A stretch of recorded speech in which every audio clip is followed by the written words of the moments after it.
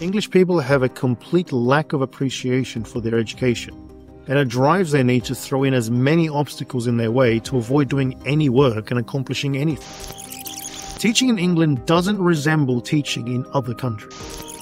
Now, you'd think that if they're that dumb, at least their parents would value their education, but they don't. I predict in as little as 1 to 2 generations, virtually every doctor in professional England will be born outside of England. The way they react, as if they had no idea why they got in trouble, is fascinating. But it's not exactly lying. In Egypt, we have a saying about people who do something wrong and try and cover themselves. The one with a bruise will feel around it. Here's the application. Imagine you need a welder and one of your friends says, I got a friend that could weld that, no worries. But the truth is, there is no welder friend. They made him up to seem helpful. But as time moves on, your friend with the imaginary welder friend might start saying things like, have you heard about that bug going around? My welder friend said all his neighbors got it. This is of course a setup to later say, sorry, you're going to have to find someone else to complete your welding. My friend got that bug going around. Essentially, this saying highlights that if someone has done something they feel guilty about, they get nervous and start making conversations around said deficiency out of insecurity. Nobody is bringing it up, all to soften your deficiency and cover yourself. The English, however, don't do this because they aren't aware of their deficiencies because they have no self-awareness. For instance, in one of the tests I gave my Year 9 kids, he got less than 10%. What a dummy, right? He doesn't focus in class, doesn't value his education, doesn't try because he's lazy. Unfortunately, pretty typical attitude. Someone with some self-awareness will feel some shame at getting less than 10% on a test. They'd feel they put little in, got little out, and try and bring as little attention to themselves as possible. But not if they're English. No, in that case, they'll be outraged they got less than 10%. Feel they're being victimized, criticize the teacher for their poor grade, and bring as much attention to themselves as humanly possible. Zero self-awareness. All teachers think they're right. That's what does my head in. And I was trying to explain to Mr. Drew the other day that he's not always right. And his voice just goes in through one ear and out through the other. And I tell him all the time, but he still goes on. I would never describe myself as a bully. I don't purposely go out of my way to start arguments and randomly punch people anymore. What? Why what? Stressing you out? How? How? Your behaviour. You don't know my behaviour. How am I ever supposed to make your life a better thing? How am I ever supposed to help you? Well, no. I'm sorry, I thought I was speaking. Sorry, but... Do you want me to try to help you or not? Well, yeah, obviously, but Well, I'm then not stop happy talking with people talking to me the way that they're talking to me at the minute, to be honest. Can I help you? Battered sausage, chips, deep fried pizza, chips. Rochelle want chips. Excuse me? Hey, I'm talking to Rochelle! I can't believe you've just done that. So you're going to tell me you're going to go through the rest of your life and every time someone does something that hacks you off, you're just going to kick off as royally as possible? You're really telling me that's what you're going to do for the rest of your life? Probably. Well, if that's the case, where are you going to end up? Probably in jail. Yeah. Would you change anything, final time, about what happened with that issue yesterday? No? You'd still go down the corridor, you'd still kick off and you'd still put staff at risk. Is that correct? You still do that?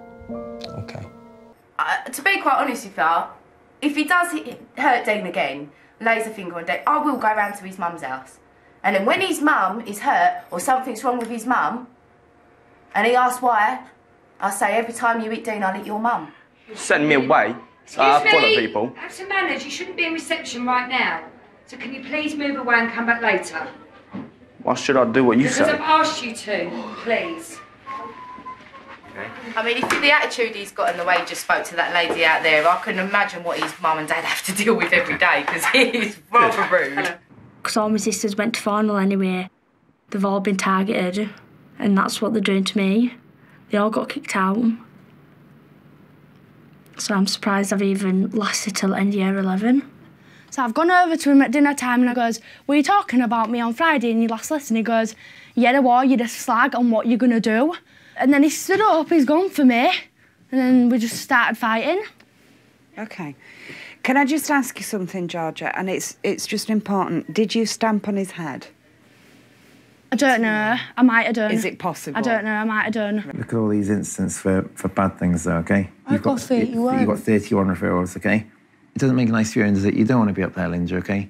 Look at me, please. Lind. Come on, I know you don't like it. It's not me, it's all the flip.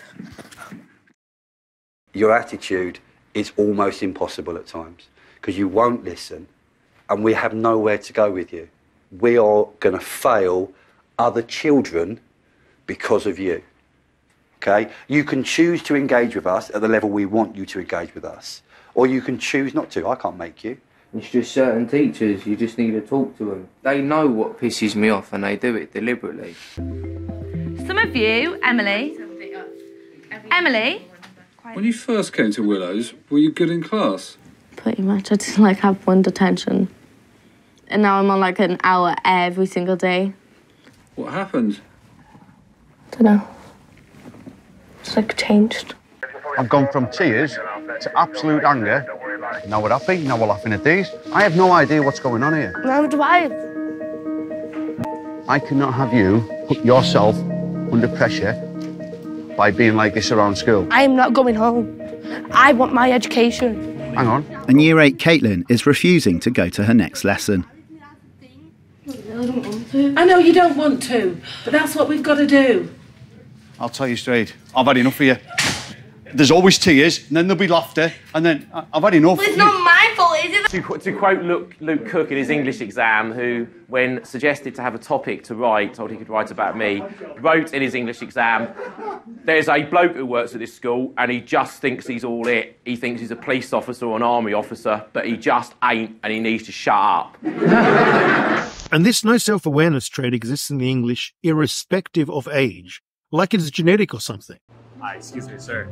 If you have a couple of minutes, why don't we... got many more than a couple of minutes. You got many more than a couple of minutes? Why is that? Because I've got nothing else to do. You have a tinge of an accent. You're from England, or...? A tinge of an accent? Well, yours is a very noticeable American accent. How long have you been in America for? Too long. What do you like about the city? Nothing. You know, it's a shit heap. Look at the sidewalks. Okay, so we're in New York. Street corner is Broadway. There's an AMC and rescue spa. So we're here, 19th Street. See?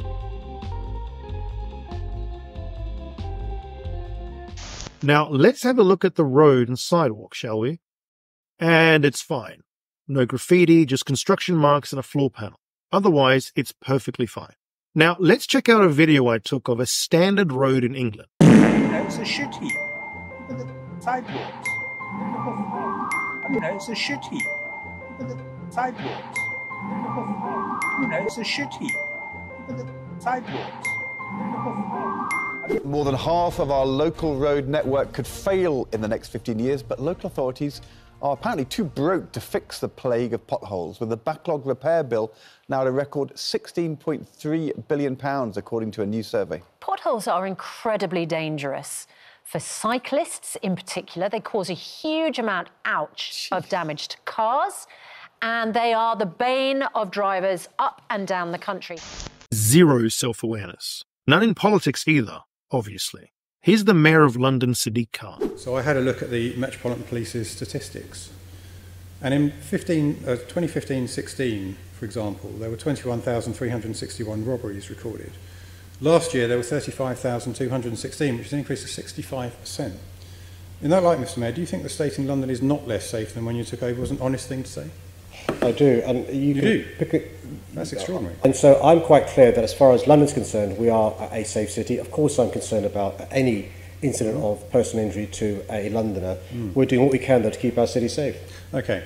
So another statistic for you then, which is a Metropolitan Police statistic. In 2015-16, there were 9,704 recorded knife crimes, and last year there were 15,003, which is an increase of 55%. Do you think that stating that London is not less safe than when you took over was an honest thing to say? I think we are safer. Another statistic, Mr Mayor, in 15-16 there were 1,804 gun crimes according to the Metropolitan Police. Last year there were 2,342, which is an increase of 30%. So again, do you think that saying that London is not less safe now than when you took over was an honest thing to say? I do. You do? Stupid! it. So gun crime is up, robbery is up, knife crime is up, rape is up, taking motor vehicle offences is up, residential burglary is up, knife crime with injury is up, knife crime with injury and robbery is up. And you think, honestly, that London is more safe now than when you took over as Mayor of London? I do. That's absolutely extraordinary. Zero self-awareness. The adults don't have it. What is your biggest fear? Really? There's no need for that. There's no need for that. Yeah, but that's not fun. That's not funny though. I'm joking. I'm That's joking. not funny. If I did that to you, you'd be offended. I was soft. I didn't hit you hard. That's not the point. Alright, calm down, because you got a good big game. What's my big got to do with it? That's not a joke. I don't know you for a joke. Do you know what I mean? So she slaps him, then gets defensive because he said, no need for that, that's not funny, then gets mad at him and tells him off. Zero self-awareness. And not even criminals have self-awareness. Andrew spent 14 years behind bars for almost stabbing someone to death. I just went out on my own, on a Madden. I used to carry a knife to protect myself. Basically, I've walked up and asked a man for a cigarette, and he told me no, so I asked him for all his money, and he started fighting with me, so unfortunately, he got stabbed up 11 times.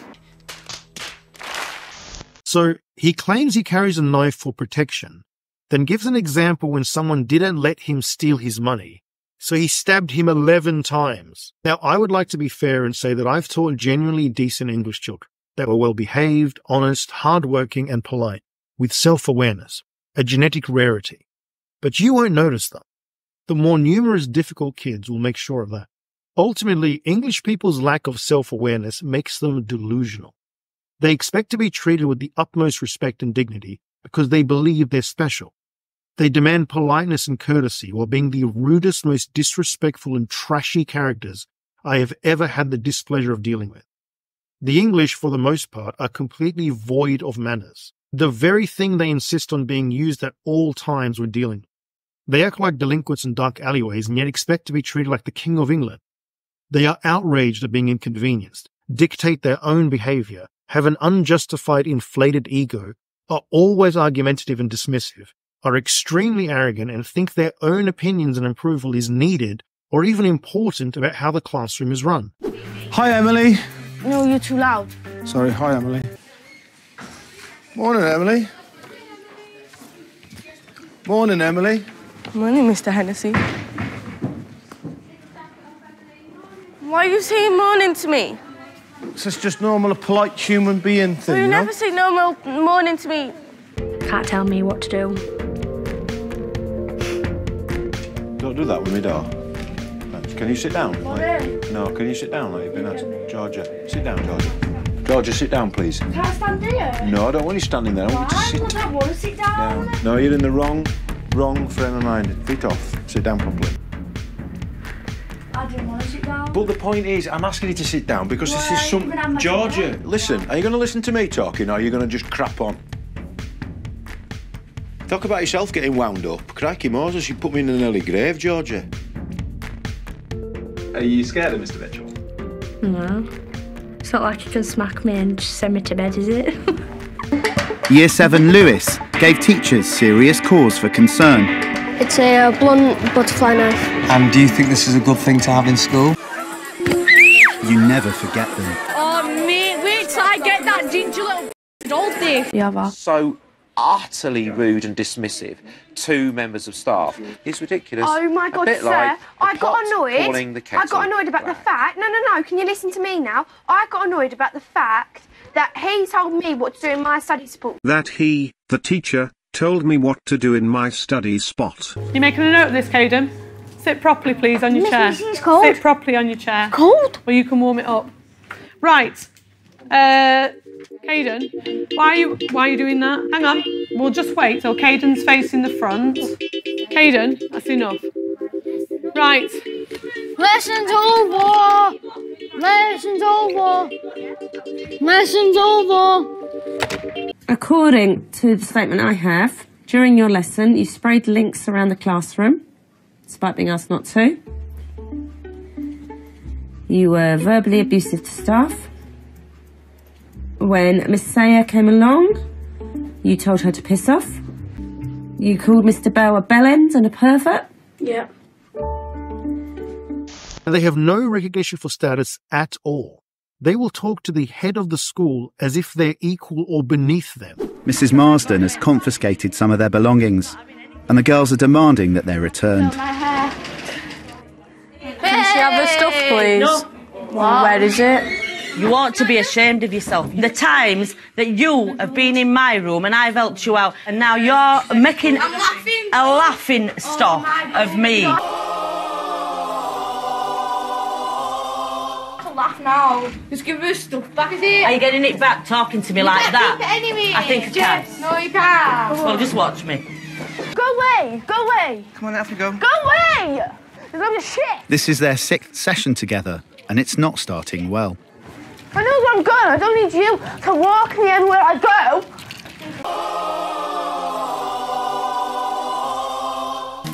go. Jeb has been sent to the intervention room as punishment for his behaviour yesterday. Miss, I don't know what's going on. With Jeb? Jeb's supposed to be in here. Okay. But he... No, you are. Really? Yeah. What's this? What's this?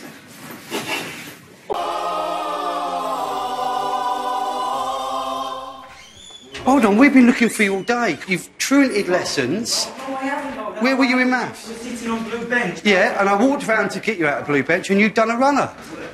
Were you in your maths lesson? No, I wasn't in maths lesson. So, why not?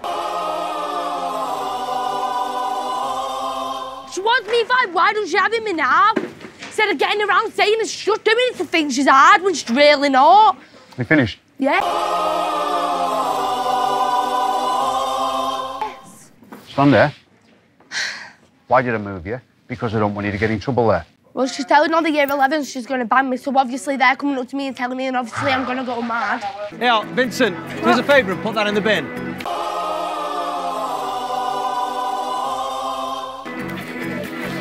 Well, who's the bin? Sorry, who's the bin for you?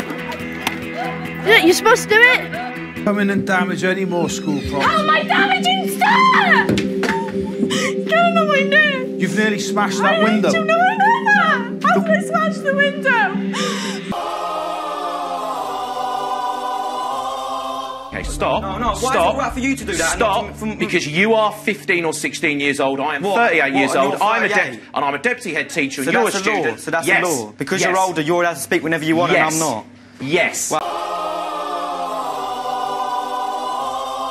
Look, anyway, I'm talking no, here, so... you will talk when I tell you can. No, At the moment, you won't. I'm not a dog. You're not telling me when I do things. Okay, would you... I've seen a bit of disobedient children here. I won't lie about that. Children wouldn't dare to in India because they would know that there's always a teacher on the lookout. A funny thing English kids say sometimes is, "You're not my mum, you're not my dad, you can't tell me what to do," suggesting that they're obedient and polite to their parents. But then you see the way they talk to their parents, and it's clearly not true. Hello. Oh, right, okay. What do you mean? No, Mum, I'm not doing 3 hours in there.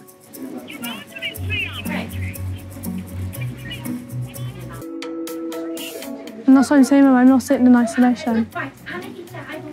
You could have done it.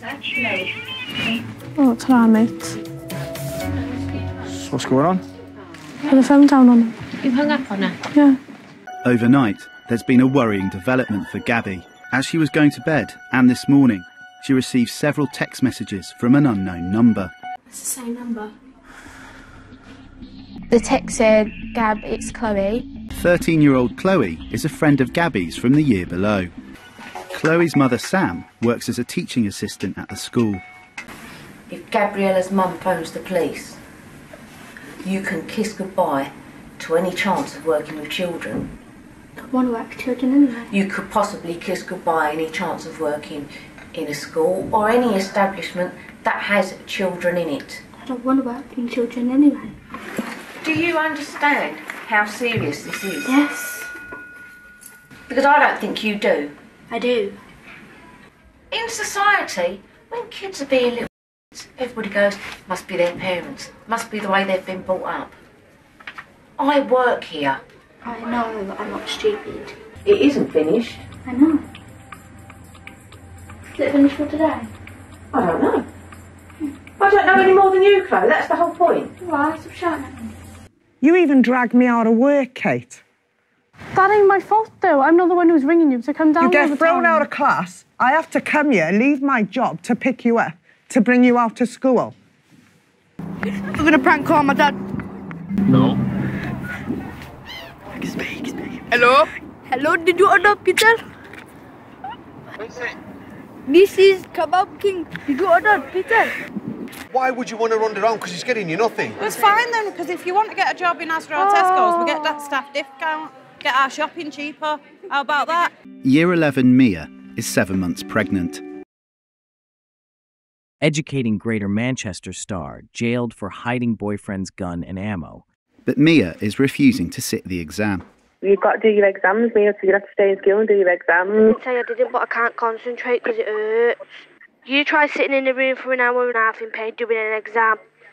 Right, well, I told you to undo your jeans, make sure you've got plenty of water. I have jeans when I'm sat down. Right, well, it happens, Mia. You're going to be in much more pain than that when labour starts, so you can stay in school and finish your exams. You're not even bothered? I am bothered, I'm just telling you. Now, I cannot stress how often English people will do this next behaviour, but it is almost as frequent as their lying. English kids will outright ignore their teachers, pretend they're not even there, and just do whatever they want anyway. They'll just walk away, turn their back on you, and just disregard your instruction entirely. Half of you, stay with me. You can go on with them. No, I need you with me. That's nice. Emily, come here, please. Emily. A behaviour, I might add, I have never seen outside of England or performed by any kid that wasn't English. I've been teaching for 8 years, and 3 of those years were in England.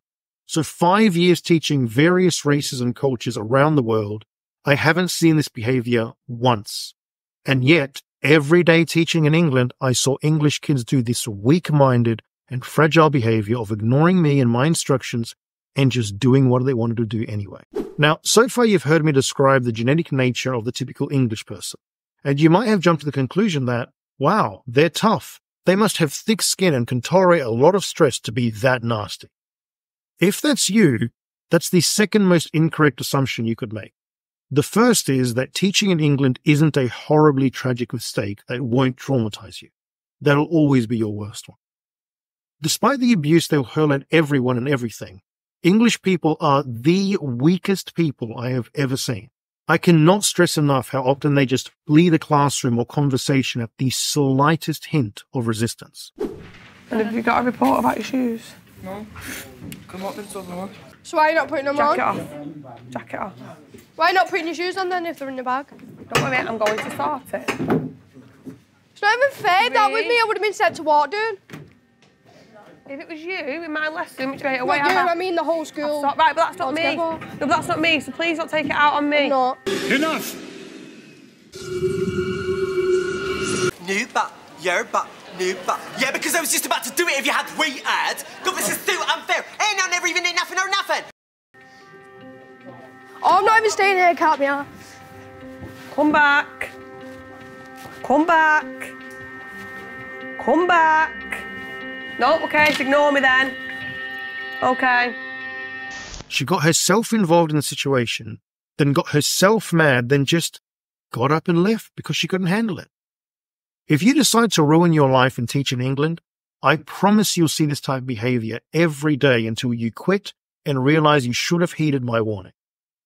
The Bible says, the wicked flee when no one pursues, but the righteous are as bold as a lion. They're the weakest, no competition. English kids can't handle education. It's oppressive to them. Give them a small amount of writing to do in class, and then suddenly they can relate to forced child labour. It's sad. I was teaching in New Zealand in 2019. I saw how the Kiwis handled stress when the Christchurch massacre took place. They are a tough and hardy bunch. They took it with grace and strength. I taught in Abu Dhabi during Ramadan. I saw how Muslim students handled fasting and school at the same time. They were hungry, parched of thirst, and handled it well. They didn't turn into animals. They still tried in class and still had their manners. Now, the word I would use to describe this strength is resilience, defined by Google as the capacity to withstand or recover quickly from difficulties, toughness. Now, English people, despite their supposed tough exterior and thug-like tendencies, have absolutely, and I mean objectively, have zero resilience. So the word I would use to describe English people is biodegradable. defined by Cambridge Dictionary as able to decay naturally and in a way that is not harmful. In other words, English people break down easily.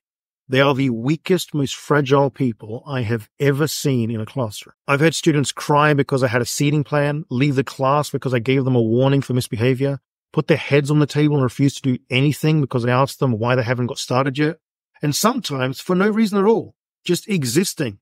They just quit and run away like weak-minded biodegradable paper bags. And note, I'm talking about mainstream kids, not vulnerable English kids with special needs. The general population. Those kids have no resilience. Jack goes into his first lesson. Alertness. Alright. Alright. Who are you, man? Yeah, that's your verbal warning, but we've not disrupt this lesson. Okay.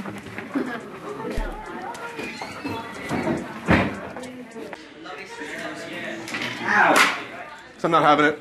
What? You're not doing any work again. I don't have a pen. Until you decide to do work in this lesson, you're going to be isolated with Mr. Westwood or somebody. I've got a pen now. You have to write in your book. If you do not write in your book, you will not be in this lesson. I cannot be more specific with you. I'm going to ask you one more time. 3 questions. I'm getting moaned at in every other lesson. I'm not moaning at you, I just... Can't go in one lesson without moaning at me about something else. I can't be arsed.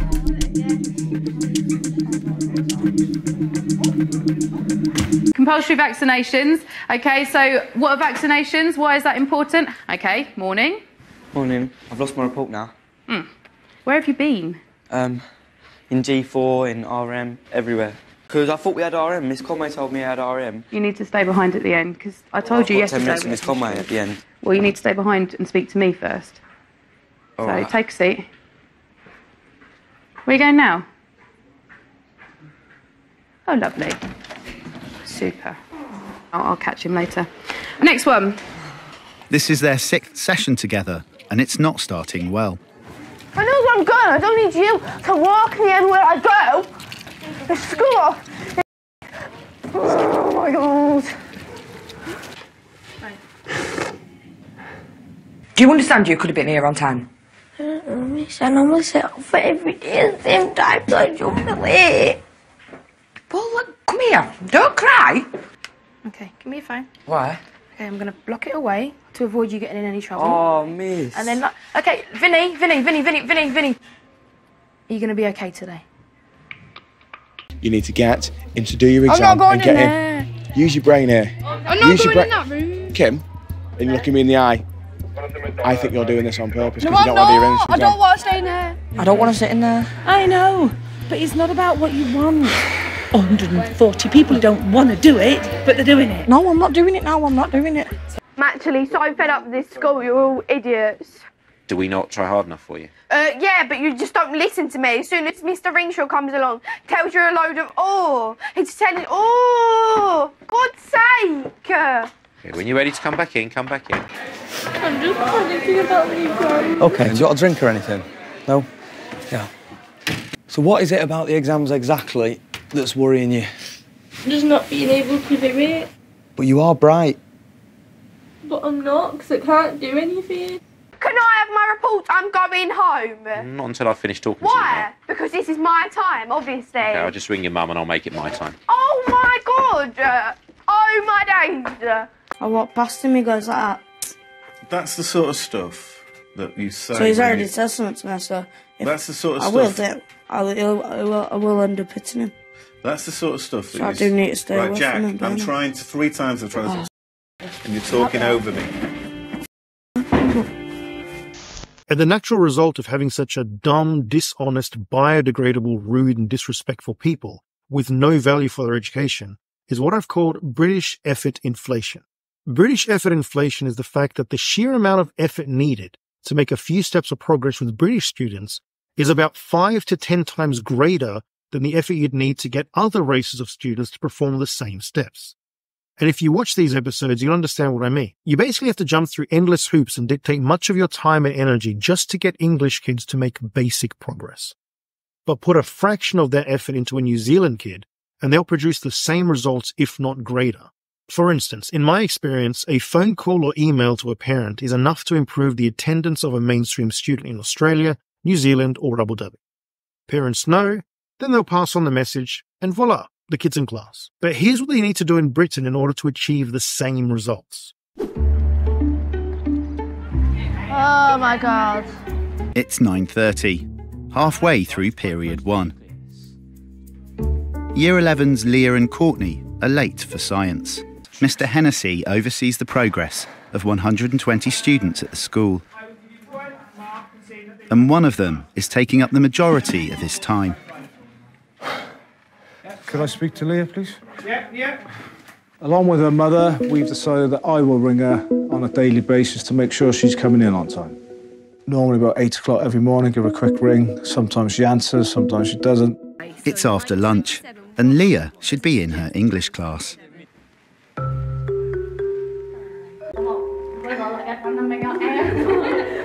On-call teacher, Mr. Roberts, has been told some Year 11s are missing from lessons.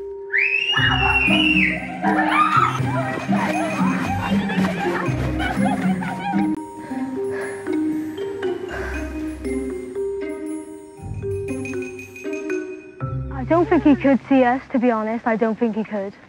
As part of the school's approach, Mr. Hennessy regularly calls Leah to make sure she's coming in. Your call has been forwarded to an automated voice message system. I won't answer the phone.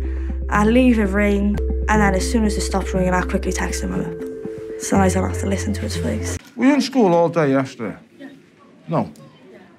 His referral says you went truant in lesson 5. I'm going mad, absolutely mad. We need to be quick. Because otherwise they'll see us working out. Otherwise they'll see us working out. It's the end of lunch. Leah and Courtney's next lesson starts in 5 minutes.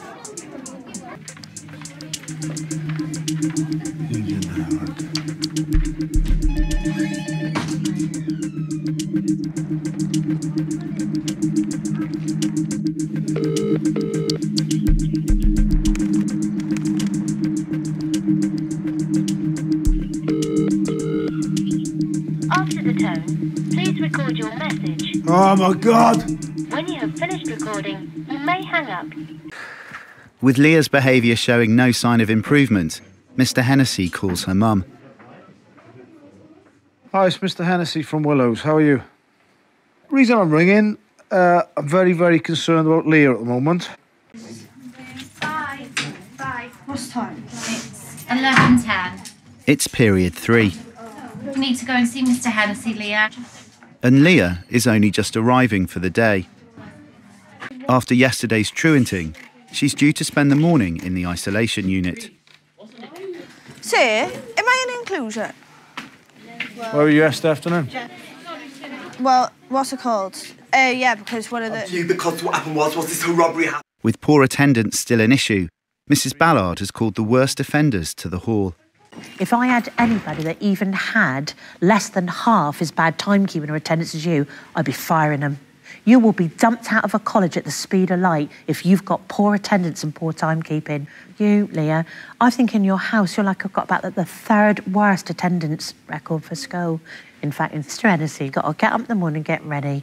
He got 3 little kids. What's he doing? He's on the phone phoning you and you don't like the sound of his voice, so you hang up. So, do you still need a phone call in the morning?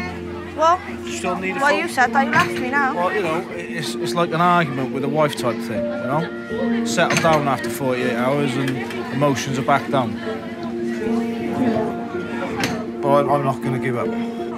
It's 5 o'clock. Mr. Hennessy has received a text from Leah.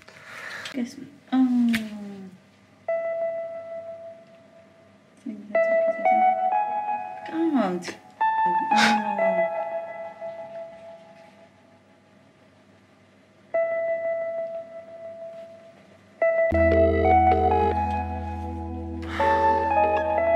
Hello? Needed to ring you because that text got me worried where you're just starting to implode. You just need to start believing in yourself. Is she coming? Is she coming or not?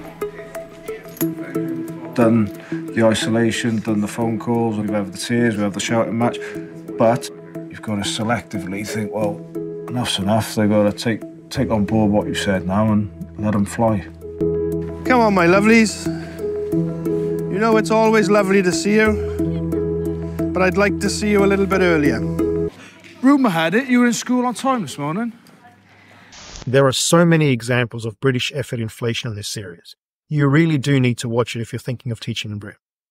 But generally, instead of owning up to their misbehaviour, English students will just exit situations and escape ever accepting responsibility for their action. They will literally see consequences for their actions as an act of violence against them. And what's worse is that the school will enable this misbehaviour by giving the worst behaved kids passes so they can just get out of facing any consequences at all. They call them exit passes. Here's how they work. A kid gets kicked out of the class all the time for being disruptive, rude and aggressive. The school notices, so they send them to the SEN department who diagnose the kid with disruptive, rude and aggressive syndrome. Then they give the kid an exit pass so they can just flee the lesson whenever they like it. What's more is if you question these kids on why they decided then and there to use their pass, you'll find that the SEN department have coached them into using the pass just before they think they're going to get kicked out of the class. So literally mess around with the lesson, be an absolute piece of garbage. Then, just before you think you're going to be kicked out, whip out your exit pass and leave before facing any real consequences. Now, why do they do this? I think it's because Ofsted must look at the numbers of students being removed from lesson. And if the number is high, Ofsted might not like that. So the SEN department, under the lie that they're just trying to help, will sacrifice the kids' ability to overcome challenges by allowing them to eject themselves from a lesson at any time so they don't get added to the removed from lesson tally. What's ridiculous is the SEN department will then have assemblies celebrating that there's been a noticeable reduction in students removed from lessons. It's because you gave them a get-out-of-trouble free card. But how can I justify this as all some ploy to seduce Ofsted? Well, this is the blueprint behind why and how the British handle the National Health Service, or NHS. When you ring your doctor and ask for an appointment, right? They always say you have to ring back tomorrow morning at 8 o'clock. Why are they doing that? It's because they have a target which says that patients must be seen within 1 day. So if they make you ring at 8 o'clock in the morning and they won't let you book an appointment 1 or 2 days in advance, they automatically meet the target.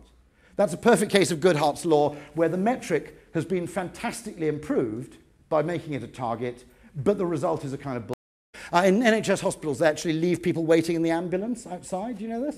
There's a line of ambulances outside NHS hospitals, precisely because you're only admitted to hospital when you leave the ambulance.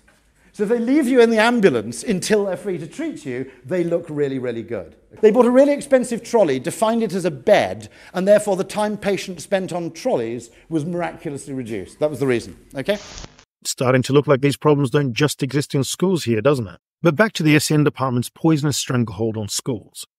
Schools in the UK will take temporary weakness and turn them into permanent primary character traits. So if your kid reads poorly, whereas other countries might focus on strengthening and improving that weakness, the UK will give them a reader, an adult who will read all of their work for them so they never have to read again, making their weakness permanent. If your kid can't write very well, don't worry. The school will give them a scribe, an adult who will write everything down for them. They'll never have to work on their writing skills again, making their weakness permanent. If your kid has anger issues, well, the UK has got them covered. They're going to give them an exit pass and voila! They'll never have to control their anger again. They'll just flee instead, making their weakness permanent. If your kid has messy handwriting, fear not, the UK schools will give them a laptop so they never have to work on their handwriting again. They can just type it, making their weakness permanent, and so on. If you have any weakness going into UK schools, the SEN department will weaponize it against yourself and teachers. Your entire identity will be shaped around your weakness and it will define and destroy you. You believe yourself. What are schools in England telling kids about themselves? That they can't help the way they act? They've got no control over their impulses? They need to run away because they can't handle it otherwise? That they'll never be able to read or write well? That they'll never be able to leave their comfort zone? What a destructive approach. And don't get me wrong, it's not like these kids were fine and the SEN department activated this behavior to just walk away and ignore teachers. The SEN department just legitimizes and enables this behavior with passes and weakness-enabling strategies. which is the worst thing you could do, because all the clips I'm showing you are before they started using these exit passes. So imagine what these clips would look like if the school had given each of these troublemakers a piece of paper that, if shown to the teacher, they can just leave whenever they want and the teacher can't do anything about it. It would be utter chaos. In a Reddit post from r/Teaching UK, we read, "Anyone else so sick of poor behaviour? I've just had my fill. I'd say over the last 7 to 10 years there's been such a deterioration in behaviour. It's just sucking the life out of teaching. Kids are massively pandered to instead of being put in their place. They get issued with all sorts of passes that allow them to leave the lesson if it gets too much. Basically a get-out-of-jail-free card. Too much seems to be when they're asked to complete work or if they're challenged in any way. When I complain to the senior leadership team, I'm told that a conversation will take place. Makes zero difference. I feel like my hands are tied. So many allowances are made. Kids don't toe the line anymore. The line just gets moved to suit the kid. In short, we are now afraid. Afraid of parents, what they'll say or do. Afraid of Ofsted. Even afraid of the bloody kids, or at least afraid of using any actual discipline. It's a complete mess and decent kids are having their education wrecked." Very accurate and tragic account.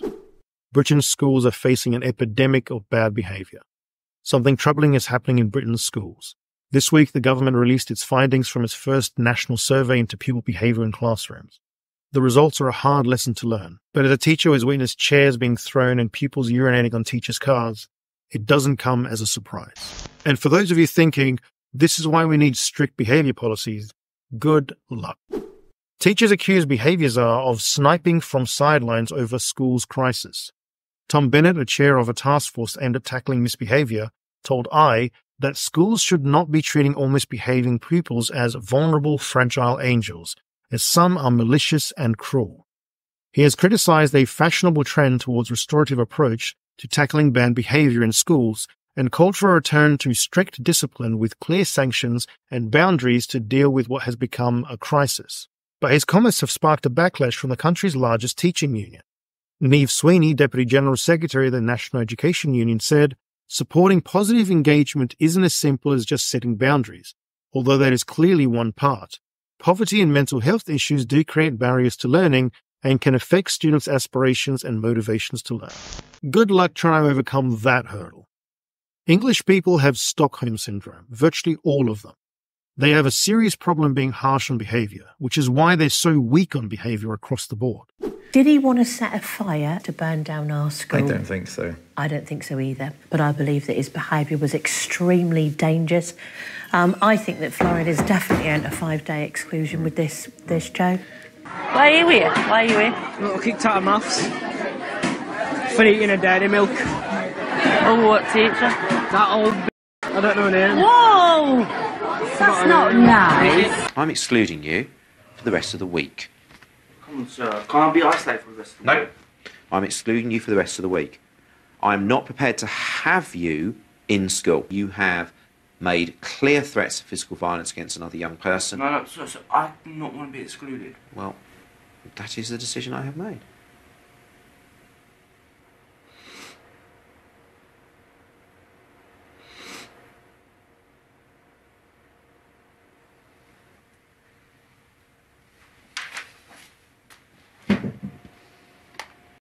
Hello, is it Miss Rowley? Hello. What I'm thinking then is that maybe I'll kind of convert his exclusions into afternoon schools and keep him with me, so that will allow me to kind of keep him in school, but obviously not have him anywhere near Dean. Is that all right? Good. All right. Thank you very much for your help. Cheers then. Thanks then. Bye-bye.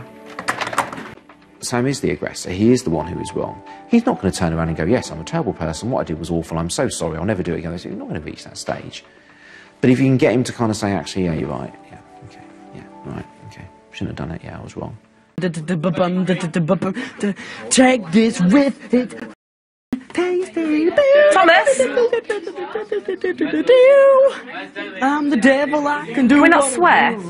I'm actually going to go and get my lunch now. Right, I'm not dismissed you yet. You're Well, sir, if I you're being stay- insolent and if I rude to me stay, now. I will actually swear at you, so I'm going to Well, you can swear, as long as nobody else hears you. If I get in trouble, I'm having a go at you for it. Long said. Sorry, what? Sorry, what was that? Long said. What the hell's a lob's head? A lob is a foolish person. Oh, so actually all she's done is just called me an idiot? Yeah. I thought it was like short for lobster head, and that somehow that meant the only way to deal with me was boil me alive, or that I would be sold in some expensive restaurant or something. And I was quite taken by that. I thought I could be a lobster head.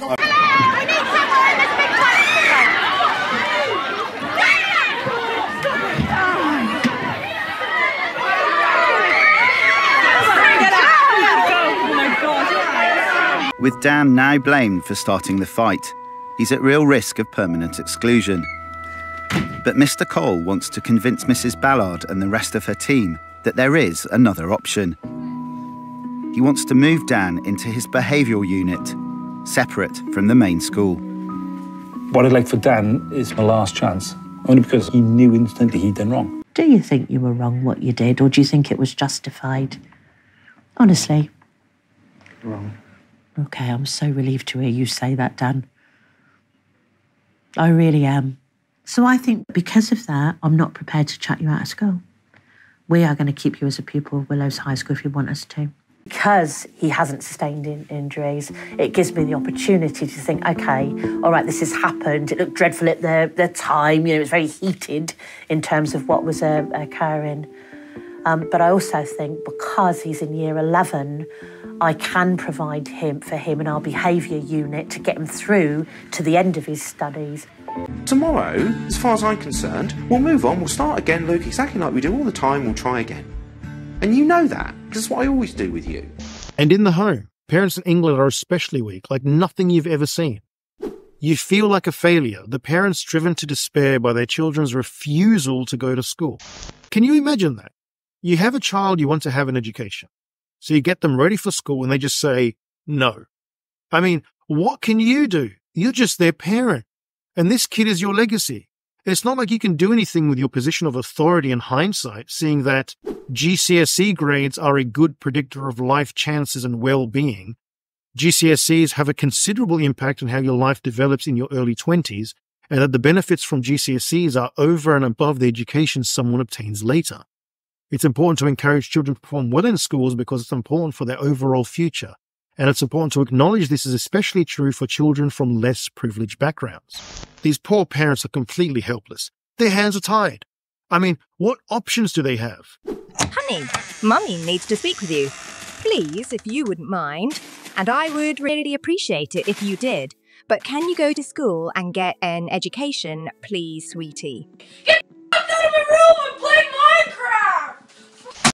In England, unfortunately, like many parents in the West, typically engage in gentle parenting. In many gentle parenting communities, saying no is highly discouraged, and giving a child a direct command is also highly discouraged. The idea is to eliminate no and eliminate commands and instead ask questions or have discussions. So instead of saying, put your shoes on, it's time to go, you might ask the question, wouldn't your feet feel better outside with some shoes on it? And you'll find that a child's moods and preferences are highly prioritized when it comes to everyday life. Now here's where things get a little bit controversial. Temper tantrums and meltdowns are often validated, and that can even include hitting and kicking because the focus is not so much on what a child is doing, but on the emotions and the reasons behind what they're doing. I want to go to McDonald's, Mom! Let's go to McDonald's! No, we're not going to McDonald's, Becky! I'm hungry! Lazy, relax, practice gentle parenting. Becky, sweetie, do you want mommy to come there and give you a massage while you yell at mommy and you hit mommy? Okay, no one hits them anymore. Like, no one spanks the kids. We are trying something different, John. Emotionally sensitive parenting. Listen, my nephew broke a crayon at a restaurant, just complete meltdown, just scream. And no one's hitting this kid, just like, tell us your truth. Tell us your truth. My sister's calling her therapist. What should I do? What should I do? My other sister's rubbing crystals together. My sister doesn't believe in physically looking down on her kid. She doesn't believe, because that's judgmental. We are at a Chili's. She's on the ground in a Chili's. Just, please, what do you need? I'll help you. Anything. You are loved. You are valuable. Tell us you're safe. Feelings are hard. Listen, I'm sorry. You sending your kids off for these teachers to watch your terrible kids for 8 hours a day. The least you could do is defend the teachers when they say your kid is terrible.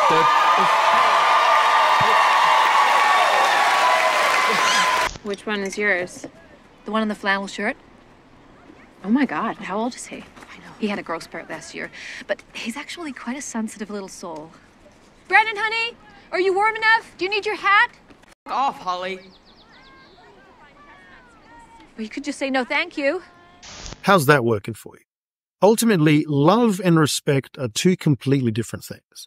But parents in England seem to think that earning love from their kid will automatically unlock respect, 2 for 1. This is wrong. The way you gain love is completely different to the way you gain respect. The most prominent example I have of this happened while I was taking care of my stray cats in Asia. So, I love cats. I used to live in rural Abu Dhabi, and I was lucky enough to take care of 30 stray cats. I built them homes, gave them food and water, took them to the vet when they were sick, buried and honored them when they had died, and paid a fortune to have them submitted for adoption. For those of you interested, I've made a few videos on my Abu Dhabi strays here. This is about Megan, a very sweet stray that sadly passed away. Lucky, the wounded stray kitten I found in a storm drain. My pregnant stray cat Obama, who gave birth to 4 kittens. And the process of me trying to win their trust. If you're interested. But the relationship I had between 2 of my cats, Joe and Harry, highlights something parents in this country need to keep in mind. Out of the 2, I loved Joe more. He was fluffier, kinder, softer, cuter, more affectionate, and loved attention. He was the perfect cat.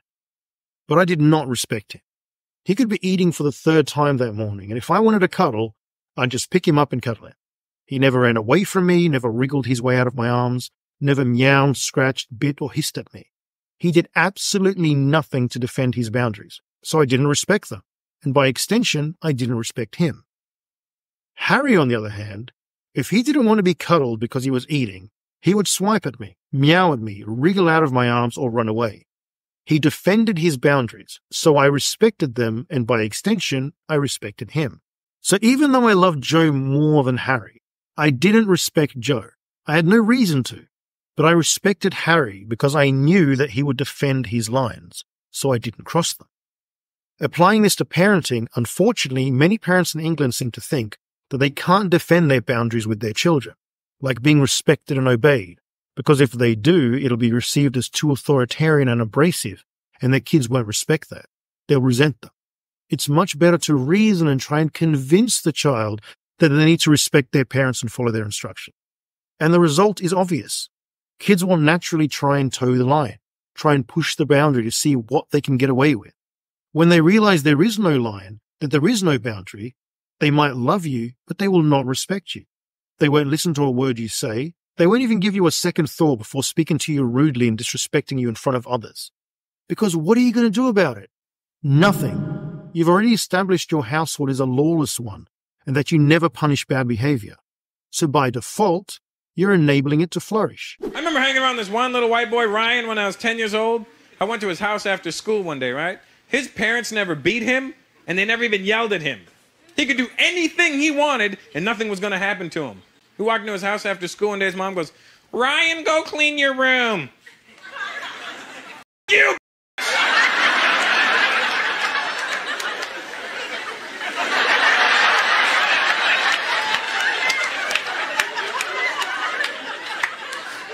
His mom goes, "What am I going to do with him?"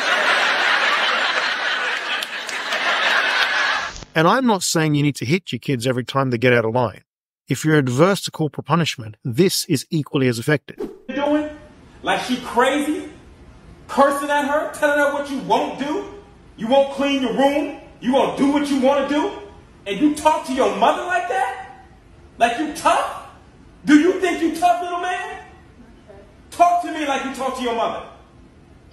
Talk to me. You think you tough, don't you? Boss up on me. Cuss me out. Tell me you ain't gonna do what I say do. I dare you. I dare you. Today it ends. Do you understand? You will not call your mother out of her name. Ever again. That kid, when he is older, will thank his dad for the discipline. Gentle parenting is ruining this generation. But to summarize how weak British schools and parents are on poor behavior, there's only one way to put it.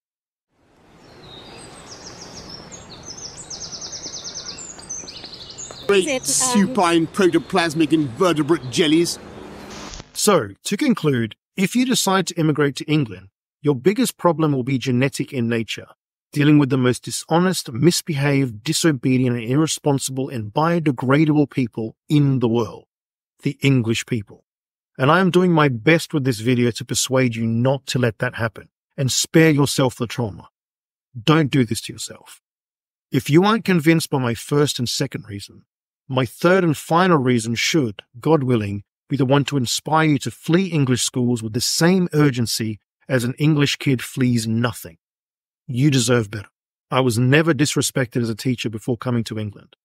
Outside of the UK, I was respected, spoken to with manners. My authority was fixed, and I was able to deliver my lessons without hiccup. That is not possible in England.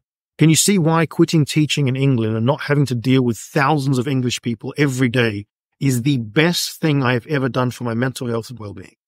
Can you imagine how it feels to be disrespected each and every day by students who have the weakest grip on basic self-control feels like? I do, and I don't want that for you. You, the international community, are my priority, not the feelings of English people, because they wouldn't think twice for being horrible towards me. That side of them I am used to. If I am nice and polite to them, they're horrible. If I'm blunt and honest to them, they're horrible. So do like me and just ignore their feedback. Anything else is fruitless. Your boos mean nothing. I've seen what makes you cheer. I feel I have an obligation to warn you. And if I can play some role in helping you prevent making this mistake and spare you catching the filth the English fling on their teachers, I would feel I have done my part. I am going to keep track of the school situation in England. If it ever changes for the better and suddenly becomes a good place to live and work, I'll upload a video right here confirming the changes and how it's improved. Otherwise, you get a short video of me confirming that nothing has changed and it's still a horrible prospect teaching in England. And for the Brits watching this thinking, well, if you don't like it, then just leave already. It's pretty simple, innit, bruv? What about you stop dragging international teachers to England first? Over 1 in 4 trainee applicants are from overseas.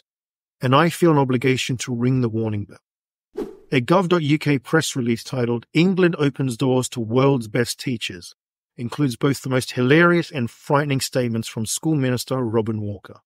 I want this country to be the most attractive place in the world to be a teacher.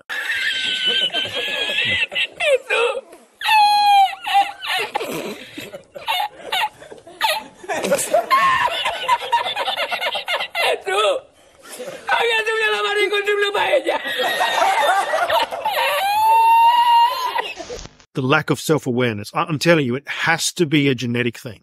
Moving on, Robin Walker says this: "It's our fantastic teaching that creates the next generation of engineers, mathematicians, artists, linguists, and doctors, and the expertise we draw upon shouldn't be limited by a geographical location. That's why our plan to make it simpler for high-quality teachers from all over the world to teach in our classrooms are so important, and why I'm excited to welcome the best international teachers to our schools, ultimately to make sure each and every young person has the education opportunities they deserve." It's easy to say, if you don't like it, leave. But dude, you are actively trying to bring innocent teachers from around the world to come here, and when they complain at how garbage everything is, you whine, well, go away then. How about you leave the rest of the world alone first? Stop looking abroad to solve your teaching shortages. Sound like a deal? Until then, I need to warn the international community about this Pandora's box. So, to complete my effort, prepare for my final reason why you shouldn't immigrate to England and teach. That reason being,